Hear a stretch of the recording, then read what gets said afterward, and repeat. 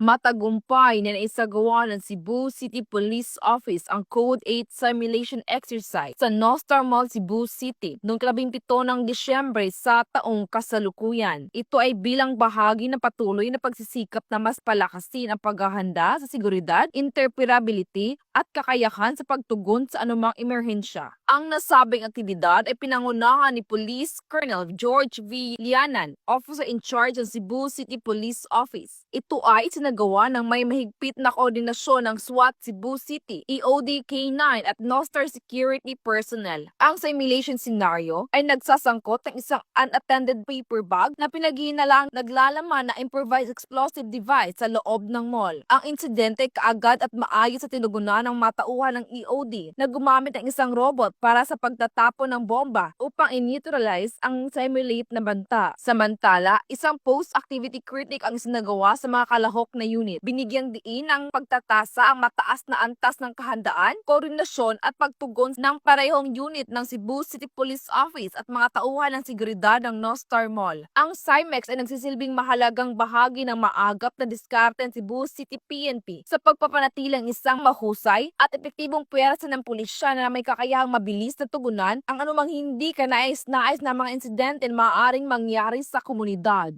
Mula dito sa Cebu City, ako yung PNN correspondent, Patrolwoman Annalyn N. Canoog, alagad ng batas, tagataguyod ng Balitang Pulis.